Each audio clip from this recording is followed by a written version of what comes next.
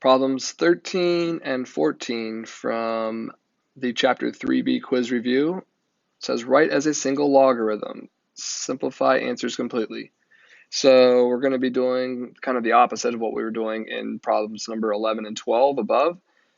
Let's take this one here, and when we look at number 13, we've got 1/4 times the log of x minus 2 times the log of y minus the log of z.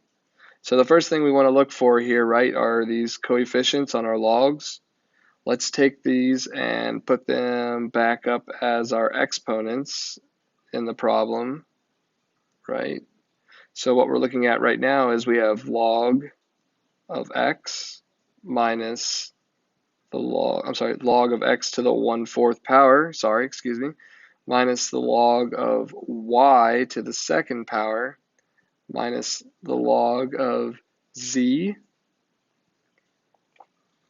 So when we start out here looking, remember, if we had something here that was being subtracted, these ended up being in our denominator of our fraction when we write it as 1 log. So we're going to take this here, we're going to say we have log, still base 10 there, and we'd have our x to the 1/4 power on the top over y squared would have to be in the bottom, and so would our z, since they were both being subtracted. So this would be one form of the answer, or we could also take that x to the 1/4 and rewrite it as log of the 4th root of x over y squared z. That one would also be acceptable. Let's look at number 14. 14, we've got 1 plus 2 log base 5 of the square root of x.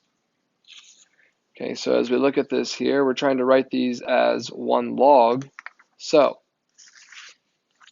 we've got, first of all, a coefficient on this log, so we could take that here, and let's move our exponent back up here.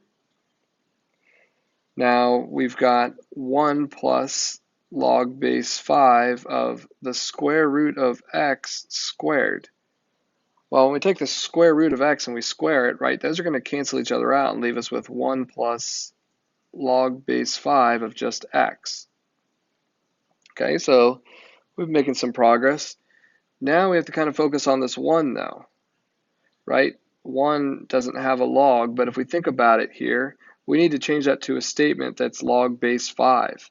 So I would have to say log base 5 of what equals 1? Well, 5 to the 1st power equals 5. So we can take out our 1 that's in there and replace it with this expression, log base 5 of 5. So we have log base 5 of 5 plus log base 5 of x. And now since we're adding these two logs, we know we can rewrite them as 1. So we have log base 5. And then we would take the product of our 5 and our x, so of 5x. So log base 5 of 5x is what we're looking for. That would be our answer for number 14. There's our answer for number 13. If you have questions about those, please make sure you ask in class.